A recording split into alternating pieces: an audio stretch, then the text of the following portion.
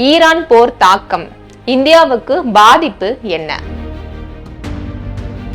Iran மீதான America Israel போர் தீவிரமடைந்துள்ள நிலையில் பல்வேறு நாடுகளில் அத்தியாவசிய பொருட்களின் விலை அதிகரித்து வருகிறது. இந்தியாவிலும் இதன் தாக்கம் எதிரொலிக்க தொடங்கியிருக்கும் நிலையில் உரிய நடவடிக்கைகள் எடுக்கப்படுவது அவசியம். ஈரான் மீது அமெரிக்கா இஸ்ரேல் படைகளின் தாக்குதல் தீவிரமடைந்திருப்பதால் அதற்கு எதிர்வினையாக ஹார்முஸ் நீரிணையை ஈரான் மூடியிருக்கிறது. இதனால் கச்சா எண்ணெய் எரிவாயு தேவைகளுக்கு வளைகுடா நாடுகளை பெரிதும் சார்ந்திருக்கும் நாடுகள் நெருக்கடியை சந்தித்து வருகின்றன. இந்தியாவை பொறுத்தவரை இதன் உடனடி தாக்கம் சமையல் எரிவாயு விலையில் எதிரொலித்திருக்கிறது. வீட்டு பயன்பாடு எரிவாயு சிலிண்டர் விலையில் 60 ரூபாய் உயர்த்தப்பட்டிருக்கிறது. வணிக பயன்பாட்டுக்கான சிலிண்டர் விலை 115 ரூபாய் வரை அதிகரித்துள்ளது. வணிக பயன்பாட்டு சிலிண்டர் விநியோகம் தடைப்பட்டுள்ளதால் நாடு முழுவதுமே உணவகங்கள், ஓட்டல்களின் இயக்கம் பாதிக்கப்பட்டுள்ளது.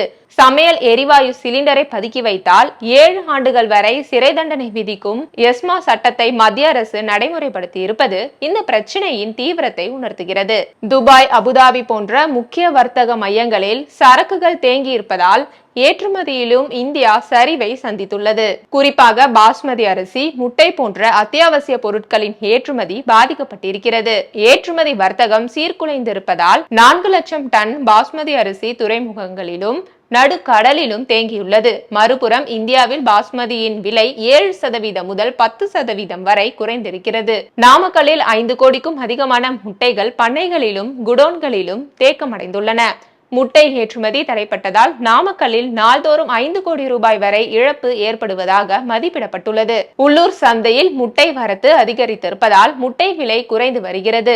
இதுபோக திருப்பூர் மின்னலாடை ஏற்றுமதியிலும் பல கோடி இழப்பு ஏற்பட்டுள்ளது. அமெரிக்க நீர்மூழ்கி கப்பல் இந்திய பெருங்கடலில் ஈரானிய போர்க்கப்பலை தாக்கி மூழ்கடித்ததை அடுத்து கப்பல் போக்குவரத்திலும் சிக்கல் ஏற்பட்டுள்ளது. வர்த்தக கப்பல்கள் செங்கடலுக்கு பதிலாக நன்னம்பிக்கை முனை வழியாக சுற்றி பயணிக்க வேண்டியுள்ளது.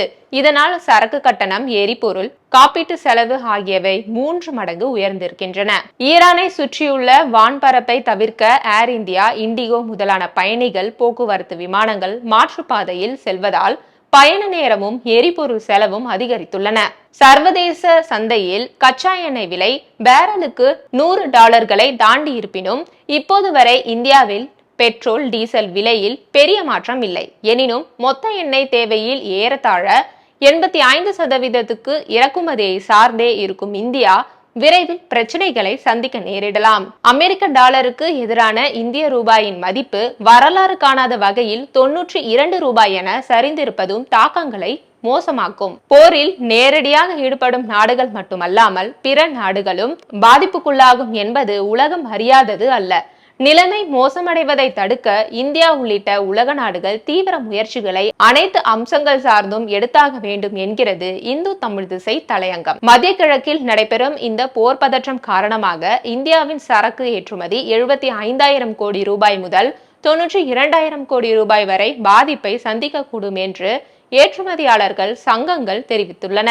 மேற்கு ஆசியாவில் நிலவும் மோதல் சூழல் ஏற்கனவே ஆர்டர்கள், கப்பல் கட்டணம் மற்றும் சரக்கு நகர்வுகளை பாதித்து வருவதாக அவர்கள் கூறுகின்றனர்.